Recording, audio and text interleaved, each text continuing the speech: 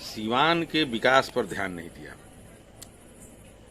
और वे हमेशा किसी न किसी बैसाखी के सहारे अपने राजनीतिक नैया को पार लगाते रहे। तो समाज की सेवा करने के लिए राजनीति में आया है, वैसा कोई प्रतिनिधि मोहम्मद शहाबुद्दीन को छोड़कर वैसे नहीं आया जिसने सीवान के विकास के बारे में सोचा। सीवान के विकास के लिए जो उन्होंने किया, उनके बाद किसी भी नेता ने विकास का कोई काम नहीं किया। कि हिना मैडम हमारा सहयोग लें और हम उनका सहयोग करें। वैसे नेता की जरूरत है जिसके पीछे वोट बैंक हो और हिना मैडम को भी एक ऐसे दल की जरूरत है जो उनका उचित सम्मान करे। जो कांग्रेस कार्यकर्ता हैं जिला के, सिवान जिले के, उन लोगों का क्या होगा अगर हिना साहब कांग्रेस में चली आएंगी तो? जिस औकात में है उनकी औकात में थोड़ी ही कमी होने वाली है। कांग्रेस पार्टी एक समुद्र है, इसमें किसी भी जो भी कार्यकर्ता जैसा काम करेगा अवसर आने पर उसको वैसी जगह दी जाएगी। हिना मैडम अगर पार्टी में ज्वाइन करती हैं तो कोई जरूरी नहीं है कि वो चुनाव लड़ेंगी। बिना चुनाव लड़े भी वे सदन में जा सकती हैं। मतलब राज्यसभा से? यह बात आप भविष्य की गर्भ में छोड़ दीजिए, पहले राम और सुग्रीव की दोस्ती तो होने दीजिए।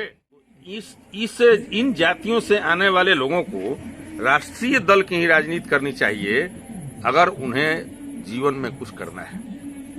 इस थर्मामीटर में भी हिना मैडम का कांग्रेस ज्वाइन करना सर्वोत्तम होगा। ब्राह्मण, मुसलमान और दलित कभी कांग्रेस पार्टी के आधार स्तंभ हुआ करते थे। एक एक तिनके को जोड़कर, एक एक ईंट को जोड़कर, जिस प्रकार आजादी की लड़ाई में हम लोगों ने अंग्रेजों को भगाया, उसी प्रकार इस देश को जो नरेंद्र मोदी बेच रहे हैं, इनकी सरकार को भी एक एक ईंट जोड़ करके हम उनको भगाना चाहते हैं।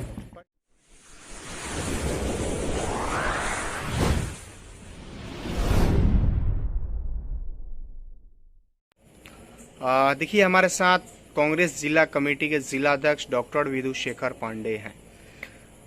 कुछ दिन पहले इनसे हमारी वार्ता हुई थी, जिस दिन कहीं ना कहीं कर्नाटका में कांग्रेस पार्टी जीती थी। उसी दरमियान कहीं ना कहीं इनसे वार्ता हुई थी और इन्होंने सिवान की राजनीति पे एक भूचाल लाने का काम किया और इनकी कहीं ना कहीं बातें इस तरह वायरल हुई कि कहीं ना कहीं सारे दल, जितने सारे दल है, सभी में एक चर्चा का विषय बन गया है और वीडियो बड़ी तेजी से वायरल भी हो रहा है।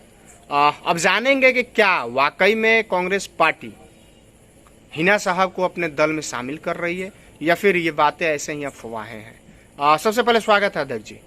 आपका भी स्वागत है, आपके चैनल का भी स्वागत है, आपके दर्शकों का भी स्वागत है। अध्यक्ष जी, जो आपने बातें कही थी, जैसे कि मैंने बताया, भूचाल आ गया है, क्या कहिएगा इसमें?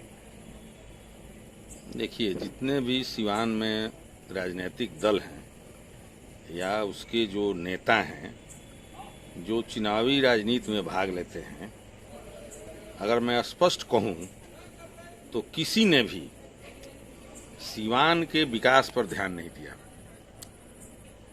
और वे हमेशा किसी न किसी बैसाखी के सहारे अपने राजनीतिक नैया को पार लगाते रहे। सिवान क्रांतिकारियों की, स्वतंत्रता सेनानियों की, बुद्धिजीवियों की धरती रही है, लेकिन दुर्भाग्य है इस जिले का कि एक भी, जिसको सच्चे अर्थों में कहें कि वो समाज की सेवा करने के लिए राजनीति में आया है, वैसा कोई प्रतिनिधि मोहम्मद शहाबुद्दीन को छोड़कर वैसे नहीं आया जिसने सिवान के विकास के बारे में सोचा।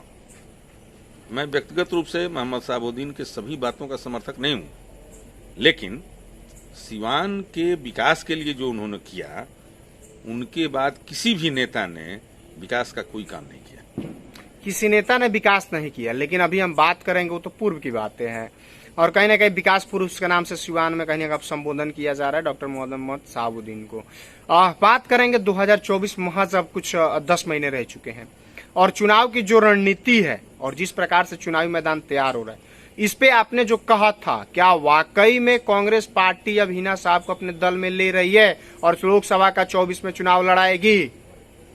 ये चुनाव, हम एक राष्ट्रीय दल के कार्यकर्ता हैं। हमारी पार्टी यह चाहती है कि हिना मैडम हमारा सहयोग लें और हम उनका सहयोग करें।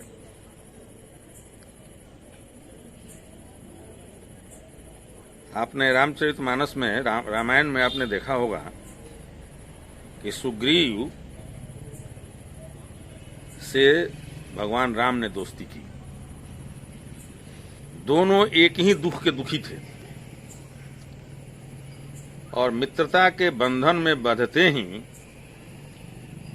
श्री राम ने सुग्रीव को कहा कि मैं आपको आपका राज्य दिलाऊंगा। कांग्रेस पार्टी भी यह समझ रही है और ऐसा उसको आभास है कि कांग्रेस पार्टी को भी किसी जनमत के समर्थक वाले नेता की जरूरत है, वैसे नेता की जरूरत है जिसके पीछे वोट बैंक हो, और हिना मैडम को भी एक ऐसे दल की जरूरत है जो उनका उचित सम्मान करे। आप बात कर रहे हैं, कहीं ना कहीं जब वीडियो हमारे चैनल पे चला तो बहुत सारे उसमें कहने कमेंट आए कि पुराने जो कांग्रेस कार्यकर्ता हैं जिला के, सिवान जिले के, उन लोगों का क्या होगा अगर हिना साहब कांग्रेस में चली आएंगी तो? जिस औकात में है उनकी औकात में थोड़ी ही कमी होने वाली है। कांग्रेस पार्टी एक समुद्र है, इसमें किसी भी जो भी कार्यकर्ता जैसा काम करेगा अवसर आने पर उसको वैसी जगह दी जाएगी। इसमें उनको घबराने की क्या जरूरत है?